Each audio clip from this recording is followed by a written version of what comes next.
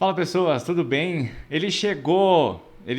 Plutão chegou e entrou no signo de Aquário e pelos próximos 21 anos ele vai ser responsável por uma série de eventos que são extremamente importantes para a evolução da raça humana. Só que isso não vai funcionar igual para todo mundo. Cada um de nós tem um mapa diferente e que vai fazer com que este Plutão haja de maneiras diferentes. Então, para ajudar você a entender onde que o bicho vai pegar, eu vou fazer uma série de vídeos explicando o que é um Plutão entrando em todas as casas do mapa natal e também uma outra série falando sobre o que o Plutão significa quando entra em conjunção ou faz aspectos com todos os outros planetas do mapa natal. Assim você pode pegar o seu mapa e identificar o que está sendo movido ali, o que você precisa fazer para lidar com aquela questão e, mais importante, quando isso vai acontecer. Tá? Porque Plutão é muito lento, então não é todo mundo que vai responder de forma igual. Tá? Então, a partir de agora, a gente tem um montão de vídeos aí para estudar Plutão e Aquário. Tem dúvida? É só mandar mensagem. Então, fica comigo que a gente tem muita coisa para ver daqui em diante. Bora lá!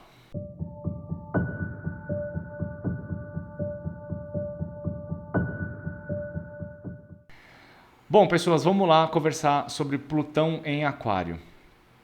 Antes da gente entrar efetivamente nas ações de Plutão em Aquário, a gente precisa pensar em algumas outras situações. E uma coisa que eu gosto muito de usar para quando eu vou explicar situações que estão sendo vividas provocadas por Plutão ou Casa 8, eu gosto de usar a jornada do herói. Muitos de vocês já podem estar familiarizados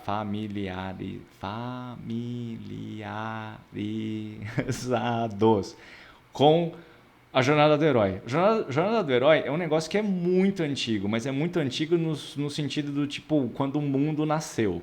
É uma coisa muito antiga que foi, entre aspas, descoberta por um escritor que chamava Joseph Campbell. Ele estudou várias mitologias de várias civilizações ao redor do globo, civilizações que não tinham o menor contato uma com a outra. E ele percebeu ao longo desses estudos que todas as histórias têm uma sequência de eventos que é completamente similar. Todas as grandes histórias mitológicas têm uma travessia, têm um caminho que passa por essas etapas com roupagens diferentes, mas a essência é sempre a mesma. Então a gente tem etapas dessa jornada do herói aí.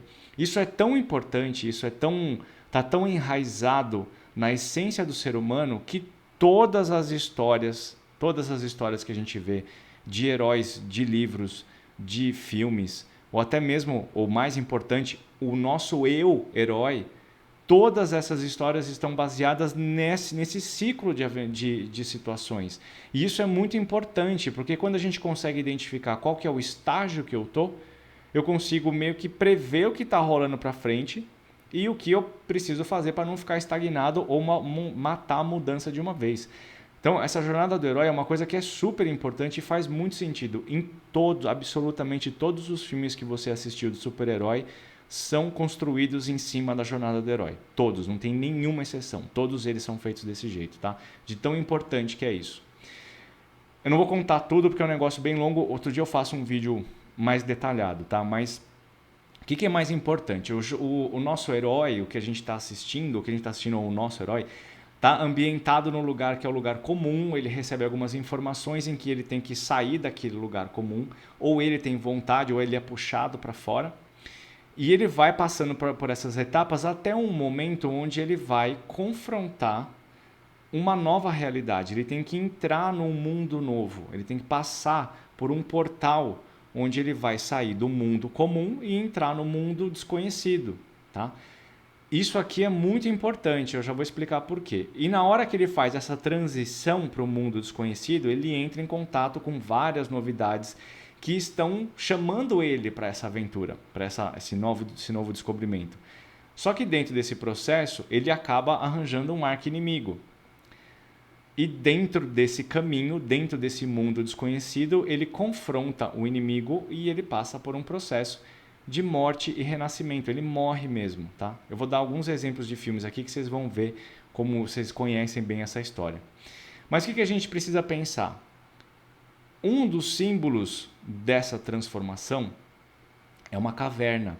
É uma floresta escura, é algum lugar que leva a gente para o subterrâneo, que leva a gente para baixo, num lugar escuro, denso e desconhecido. E muda a gente, muda a nossa percepção de onde a gente está vivendo. Tá? Esse portal de transição e para onde ele está levando e as coisas que tem lá dentro, ou pelo menos que a gente começa a aprender que tem lá dentro, estão relacionadas com a casa 8, tá? Que é a casa da transformação. É onde você entra para nunca mais sair igual. Você sempre vai mudar, sempre vai passar alterado por essa experimentação. E dentro da caverna tem o arqui-inimigo, que nas histórias é representado por um dragão, ou por um vilão, né? Ou por alguma doença, alguma coisa lá dentro tem que combate o herói. E o herói sempre fracassa, ele morre no primeiro combate, aí ele renasce e consegue fazer a sua passagem para um outro mundo. Ele consegue adquirir novas forças, derrotando esse mal que existe dentro dele. Mas antes dele se tornar o herói que ele pode ser, ele tem que passar pela desconstrução de quem ele era antes. Tá? Então, olha como isso aqui é bastante simbólico e a gente conhece histórias assim.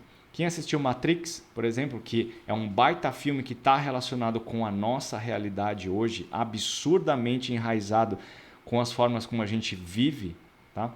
Como as formas de domínio que a gente tem, formas de controle. No final do filme, do primeiro filme, o Neo está fugindo dos agentes ali e ele vai dar de cara, ele abre uma porta e dá de cara com o Agent Smith, que é o arqui-inimigo dele, que é o contrário dele, né? E o Agent Smith mata ele, tá dando um monte de tiro e ele morre. Depois que ele morre, vai lá a Trinity dar um beijinho Salvador e ele renasce. E na hora que ele renasce mais poderoso. E ele confronta aquele inimigo e mata ele, pelo menos naquele filme. Outro exemplo bastante importante disso é Harry Potter mesmo. O Harry Potter, no último filme, ele tem que ir para a floresta. Ele vai para a floresta de encontro ao Voldemort. Nessa floresta escura, onde ele está cercado de inimigos, e ele se deixa abater. O Voldemort mata ele. E ele vai lá para o limbo e fica lá conversando com o Gandalf. Gandalf não, como é que chama? O Dumbledore. E ele está ali, né, nessa decisão de se ele volta ou se ele continua morto. Ele tem essa opção. Né? Mas ele morre. Então, se a gente pensar e refletir sobre todos os heróis que a gente já assistiu, todos eles passam por esse momento de ruptura. E na hora que ele cai nessa história e ele morre, ele abandona a vida dele, seja voluntariamente, seja compulsoriamente, ele acaba descobrindo qual que é a verdadeira essência dele. E aí ele se torna muito mais poderoso, porque o maior medo que ele tem é confrontar aquilo que mata ele. Porque aquilo é normal a gente ter medo daquilo, porque aquilo vai matar a gente. Tá? Isso pode ser uma morte física mesmo, de verdade, mas a maioria das experiências é uma morte psicológica. Né? É uma morte de alguém da família, é uma morte de um cachorro, é uma doença incurável, que acaba se curando depois, talvez. É um divórcio, uma falência de empresa, é você perder sua casa. São várias situações que levam a gente muito próximo do limite da nossa existência e que a gente acha que a gente vai morrer. A sensação é essa mesmo. Quem já passou por momentos de perda desse sentido, você acha isso mesmo, que a vida não existe vida depois disso. E não vale a pena nem viver depois disso. E você tem que aprender um jeito novo de ser. Você tem que se renovar. Você tem que achar alguma força dentro de você ou se permitir sentir a força da sua verdadeira essência sem essas coisas. É como se você estivesse completamente nu e sem defesas. Mas aí você descobre que você é muito, mas muito mais forte do que você achava que você era. Porque aquilo que você tinha mais medo não foi capaz de acabar com a sua vida. Você ainda está vivo e você ainda é capaz de se levantar e você ainda é capaz de confrontar coisas e aguentar mais um passo e mais um passo e mais um passo, até que você vai se fortalecendo e descobre dentro de você uma potência tão grande que o seu maior medo se torna um negócio desse tamanhozinho assim e você derrota aquilo. Toda essa história, todo esse folclore é para explicar. Plutão em transição, Plutão em trânsito, ele vai entrar em contatos com pontos do seu mapa em que ele vai trazer um encerramento daquele ciclo.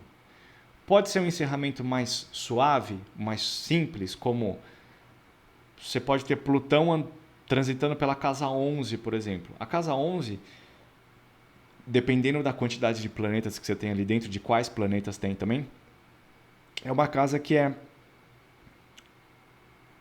ela, dependendo do que você tem lá dentro, ela não é tão destrutiva, tá? Ela não é tão complexa. Ela vai trazer para você, potencialmente, isso a gente vai discutir mais para frente quando eu fizer o vídeo de Plutão na casa 11, ele vai trazer uma mudança de grupos. Então, se você frequenta durante, sei lá, nos últimos 15 anos, você frequentou um clube onde você fez grandes amigos e esse Plutão passa na sua casa 11, provavelmente você, de repente, muda de cidade e tem que abandonar esses amigos. Então, a fase que você tinha de convivência com eles acaba, aquilo morre e você tem que transformar isso em outra coisa. Então, isso aqui é uma sutileza, é um pouco mais leve, é um pouco mais fácil de lidar, apesar que dependendo do vínculo que você tem, pode ser bastante dolorido. Mas ele é muito mais simples do que se você tiver situações, se Plutão em trânsito na sua casa 8, por exemplo, em conjunção com a Lua, ou em conjunção com o Sol, ou em conjunção com Vênus, tem várias outras situações que são mais complicadas. Tá? Então, é uma situação que é delicada, é uma situação que é importante, mas o que você precisa ter mais em mente, e eu não consigo frisar mais do que eu estou falando agora, e presta atenção no que eu vou dizer agora. Nenhuma transformação é ruim. O momento de transformação é dolorido, é chato, é triste, é difícil, mas ele vai te levar para um lugar onde você se torna de uma pessoa.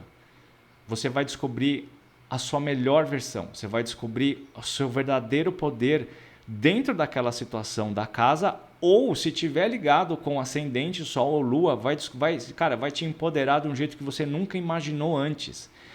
Então, a gente tem uma tendência, o ser humano tem uma tendência de olhar para algumas coisas e achar que o mundo vai acabar e vai sofrer, nossa, que eu queria que fosse diferente. Eu entendo que é difícil, eu entendo que dói, porque doeu em mim e ainda vai doer para frente, mas não tem jeito da gente não fazer isso, a gente tem que passar por essa situação. Então, um dos grandes recados que eu posso dar para você, quando você está passando por um trânsito de Plutão, é rema a favor da correnteza, porque você não vai ser capaz de impedir o rio de continuar existindo.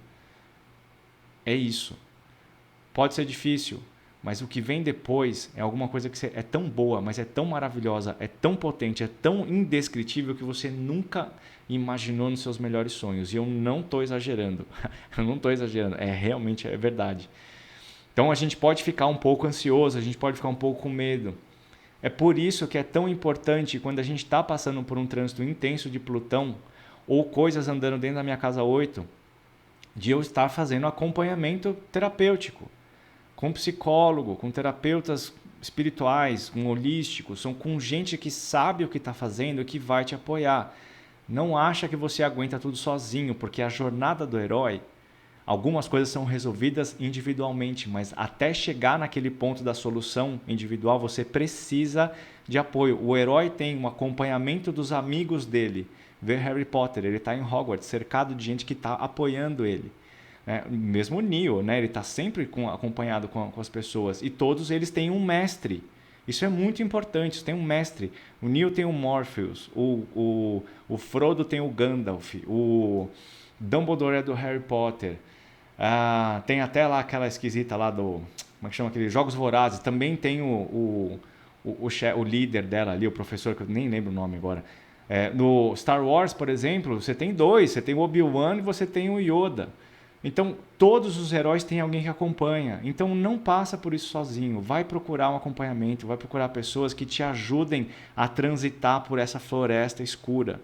Porque no final das contas, você vai descobrir que quem é dono da caverna e quem é dono da floresta é você, não é seu medo. E isso é espetacular, isso é maravilhoso. Certo?